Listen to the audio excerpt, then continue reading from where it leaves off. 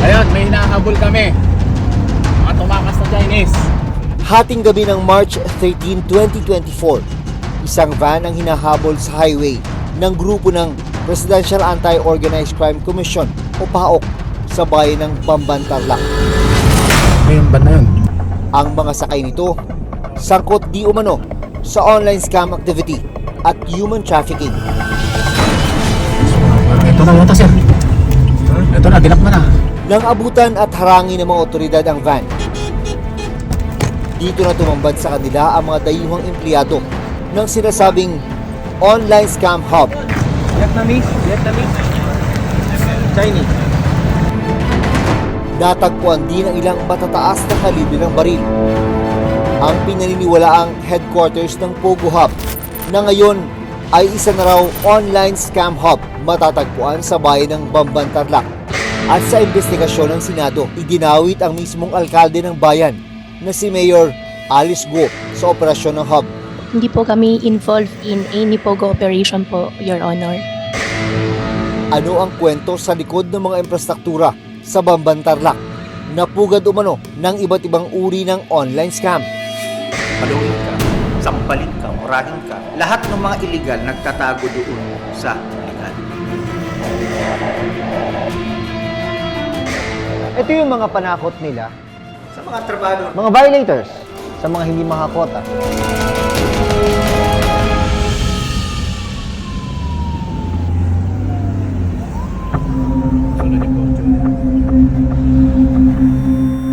Sa nakalipas na buwan, nakatanggap ng isang tip ang PAOK tungkol sa mga biktima umano ng torture at illegal detention. Ang mga biktima matatagpuan daw sa isang Pogo Hub sa Bamban, Tarlac. merong nakatakas na Vietnamese. Then, nung nakatakas siya, he was able to go into a farm owned by a Filipino-American retiree. At yung taong yun, sinumbong sa isang pastor na kaibigan ng deputy namin sa PAO. March 1, nakatanggap naman ako ng tawag mula sa Malaysian Embassy. Meron din silang national na pinipigilan makaalis doon. Hostage din. Nang makumpleto na ang mga impormasyon tungkol sa umano'y human trafficking at iba pang iligal na aktibidad sa Pogo Hub sa Bamban, Tarlac, nag-organisa na ng operasyon ang Presidential Anti-Organized Crime Commission. Noong March 13, tumulak mula rito sa Camp Crame papuntang Bamban, Tarlac ang operating unit ng PAOK. Emergency! Hanggang nitong March 13, 2024, isang van ang hinabol sa highway ng mga otoridad sa Tarlac. Nang abutan at harangin ng mga otoridad ang van, Ito na yata, sir. Ito na, dinakma na. Ipitin ko.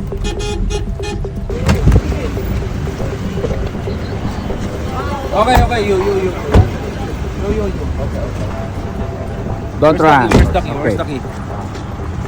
dito na nila nakita ang mga dayuhang empleyado ng sinasabing online scam hub. Vietnamese, Chinese. Pagsikat ng araw, dumiretso ang mga otoridad sa itinuturong headquarters ng mga nahuli sa Bamban, Tarlac. Binubuo ito ng 37 buildings. Sa investigasyon ng PAOK, lumabas na Zone Yuan Technology Incorporated ang operator ng Pogo Hub na ngayon ay isa na raw scam hub. We don't call them Pogo Hubs anymore. I'll call them scam hubs. Yes. Iba po yung legal. Pero yun nga, nakapagtataka rito, itong mga na-raid namin lately, SKK, itong Smart Web, yung Bamban, lahat po yun legal. Lahat ng mga illegal nagtatago doon sa legal. Datuklasang nangyayari dito ang iba't ibang scam activity o panloloko. Tulad ng love scam, kung saan paiibigin ng mga empleyado ang kanilang biktima sa loob ng 5 araw. At kapag nahulog na sa patibong ang biktima, dito na nila uutangan o di kaya'y pipiliting mag-invest ng pera ang biktima. Kapag hindi nila na-meet yung quota na yon for any given time, may katumbas din po. Ipinaliwanag sa amin ng PAOK kung paano ang kanilang modus. Ito yung typical na setup ng lab scam po. So merong higaan, Para kung magre-request ng live chat yung customer, yung biktima mo, kunyari nakiga ka rito, nagpapamasahe ka, diba? Pwede naglalaro ka doon, pwede nagte-treadmill ka, pwedeng nagpapasauna ka, lahat. May shabu-shabu pa. Halos ganito ba yung nakita nyo sa Bamban? Yes. Sa Bamban, name it, they're all over. Bakit? Paano? Para mas madaling maingganyo at papapaniwala yung kanilang biktima. Na yung kanilang kausap ay hindi bot, hindi AI. Meron din daw ditong tinatawag na investment scam kung saan aalokin ang mga biktima na mag-invest sa cryptocurrency. Kapag hindi rin nakapag-invest dun sa cryptocurrency nila, meron din katumbas na bugbog. So, ang daming bugbugan dun. Meron silang designated group of individuals Yes, ang tawag sa kanila parang enforcer, taga-bugbog. Trabaho nilang takutin ka, trabaho nilang bugbugin ka. Makikita pa sa loob ng isang gusali sa Bamban ang cellphone na ginagamit umano sa panluloko. May natagpuan ding script na ginagamit ng mga empleyado sa pangi-scam. This begins with the profiling, yung paghahanap mo ng biktima. So sabi dito, after adding to WhatsApp, you must reply to your customer's message in time. Real time, so to speak. If a customer is slow to reply or doesn't reply to your customer, just delete him and don't waste your time. Hanap ka ng panibago. Hanap na ng bago, move on ka na agad, Yes, move on agad. Tumulak ang reporter's notebook sa Bamban Tarlac kung nasaan ang sinasabing scam hub. Sa Himpapawid, kapansin-pansin ang lawak at laki ng compound na ni-raid ng mga otoridad.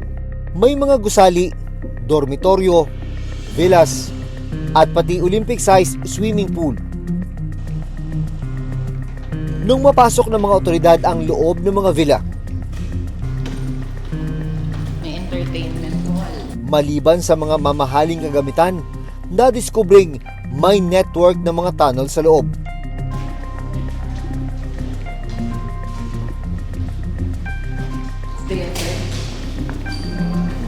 Ito yung panic room nila.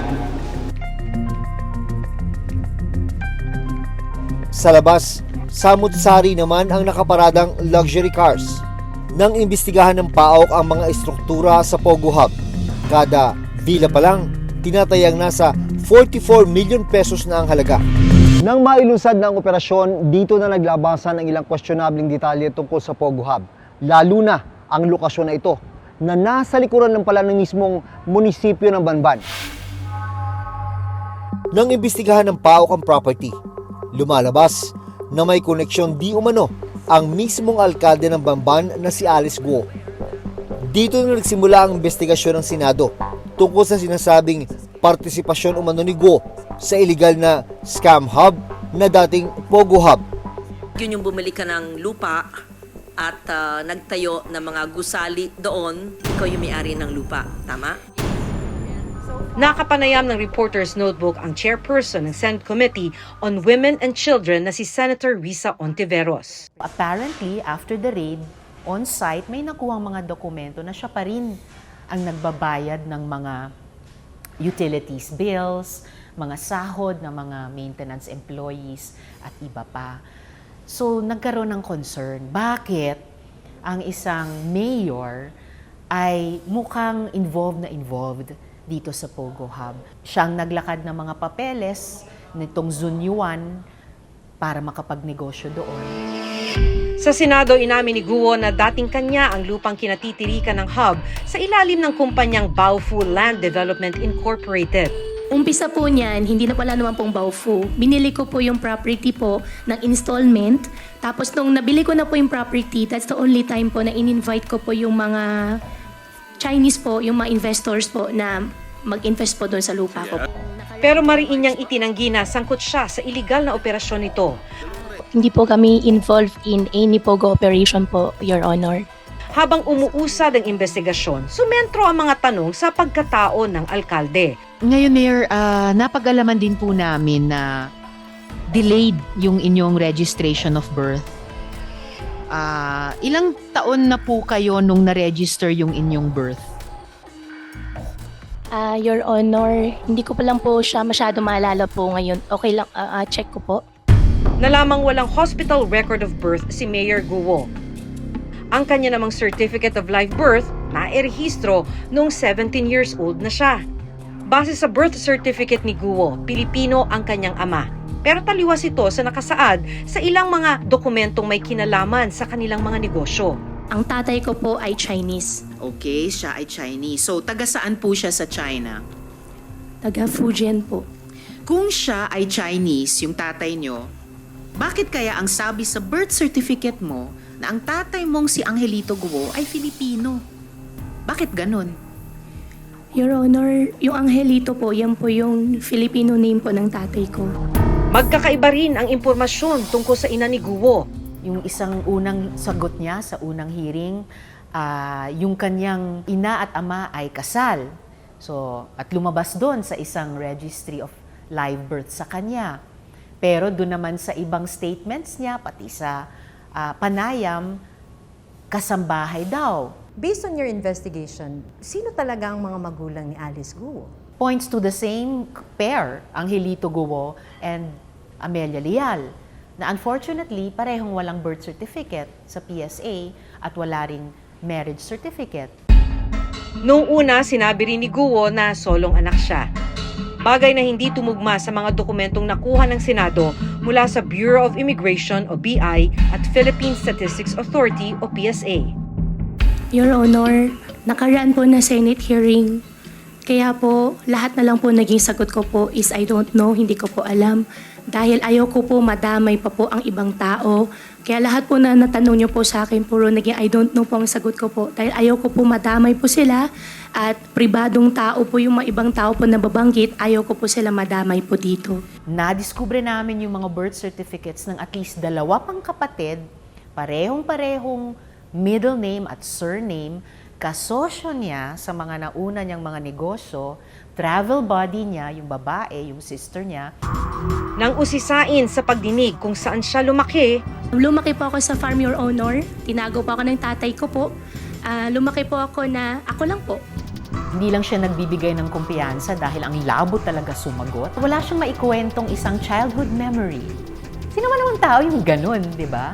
But you know that she's lying, no? Parang Yeah, sabi ko nga nung unang hearing, she lied. sa kabila ng sinabi niya na sa farm siya na natili ng ilang taon. Noong eleksyon 2022, biglang lumutang ang pangalan ni Alice Guo at tumakbong mayor ng Bamban bilang isang independent candidate. Maraming salamat po sa suporta ninyo sa buong team po ni Alice Guo. Base sa kanyang Statement of Contributions and Expenditures o SOSE, gumastos siya ng mahigit 130,000 pesos sa kampanya. para sa isang LGU position, that's very difficult. Lalo na kalaban pa niya was a barangay chairperson. Paano niya nagawa yun na nanalo siya sa Bamban? I guess, in-endear niya ang sarili niya sa mga tao by whatever means. Hanggang recently, napaka-active niya sa social media. Siyempre, malaking tulong kung may mga nag-endorso sa kanya. Nakapagtataka talaga. Kinuha namin ang opinyon ng isang political analyst tungkol sa nangyaring pagdinig kay Mayor Alice Guo. Kasi ang pinag-uusapan dito, yung integridad ng ating eleksyon yung mga kandidato natin, yung mga pipiliin, pagpipilian ng mga botante natin, ay nararapat lamang na unang-una, sumasang-ayon doon sa batas. Straight na po natin ang buong team ko po! Kung questionable ang kanyang pagkakakilanlan o nationality, paano nga ba siya pinayagang makatakbo?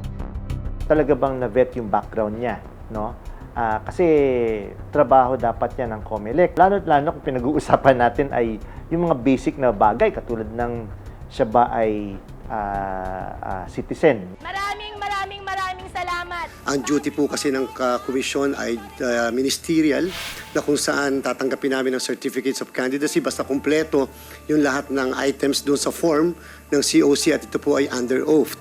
Ibig sabihin po, wala po kaming power to request additional documents because hindi po kami pwedeng mag-reject o mag-reject ng filing of the certificates of candidacy.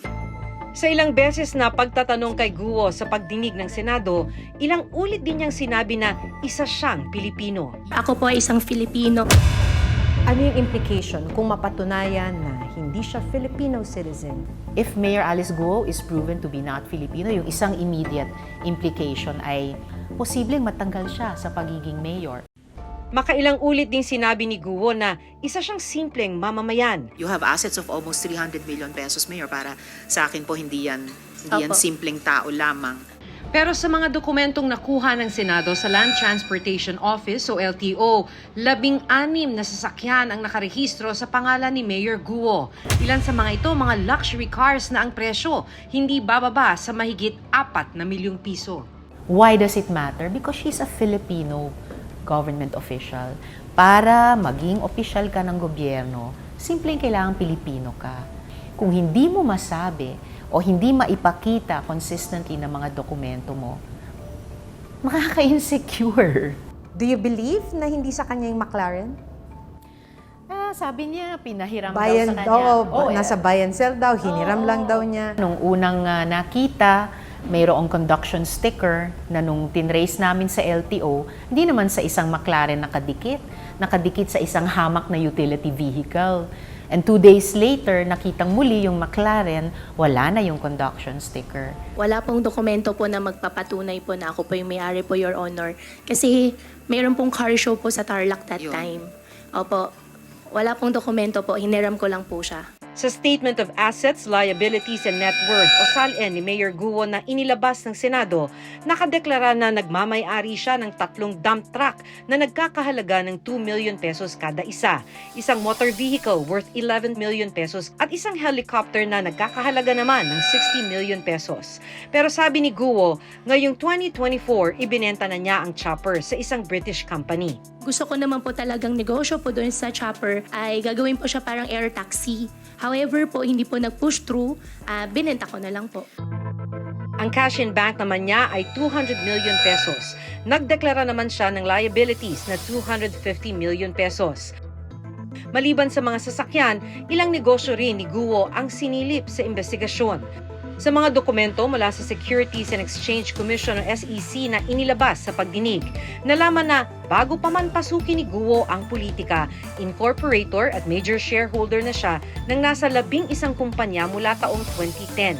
Isa rito ang negosyong QJJ Embroidery Center na Valenzuela City ang nakasaad na address.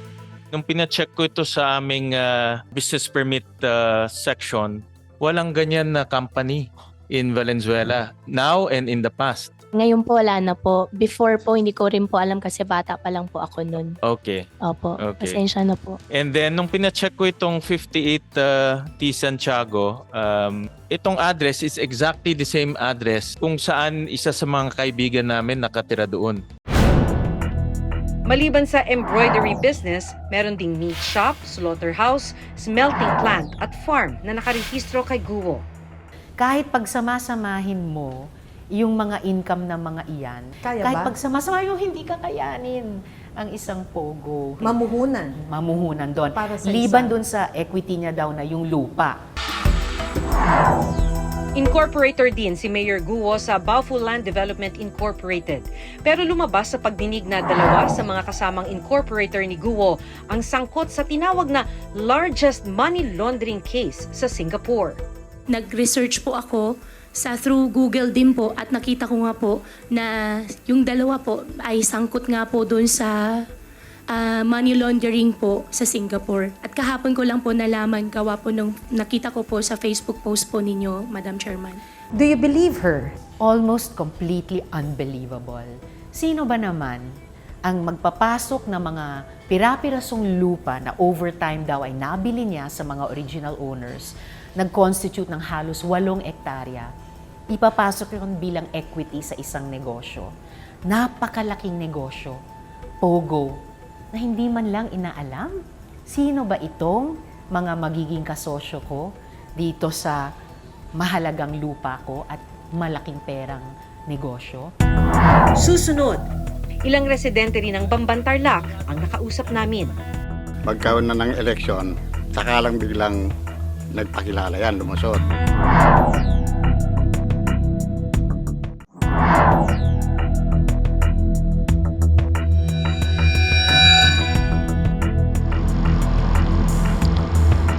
Nito lang Martes, tinungo ng Reporter's Notebook ang munisipyo ng Bamban Tarlac para magpadala ng imbitasyon para makuna ng panayam si Mayor Alice Guo. Pinuntahan din namin ang nakadeklarang address ng alkalde sa mga dokumentong iprinisinta sa Senado. Pero hanggang ngayon, hindi pa rin siya sumasagot sa aming mga sulat. Ilang residente rin ng Bamban Tarlac ang nakausap namin. May nawiwigda ako noon pero hindi ko siya nakikita. Bigla-bigla na lang ngayong magkaroon na ng eleksyon, saka lang biglang nagpakilala yan, lumusot. Si Mayor po, mula nung bata pa, nakikita ko na dyan sa may farm niya eh. Mula nung makilala namin, mabait na mayor yon. Nito lang May 21, isang pahayagang inilabas ni Mayor Guo sa kanyang social media page. Dito muli niyang itinanggi ang pagkakasangkot niya sa iligal na operasyon ng Pogo sa Baofu compound na sakop ng kanilang munisipyo. Hindi rin daw siya espiya ng anumang bansa gaya ng ibinibintang sa kanya. Wala rin daw natatanggap ang kanilang munisipyo ng anumang report tungkol sa mga iligal na gawain sa loob ng Pogo Hub bago ito inoperate ng mga otoridad.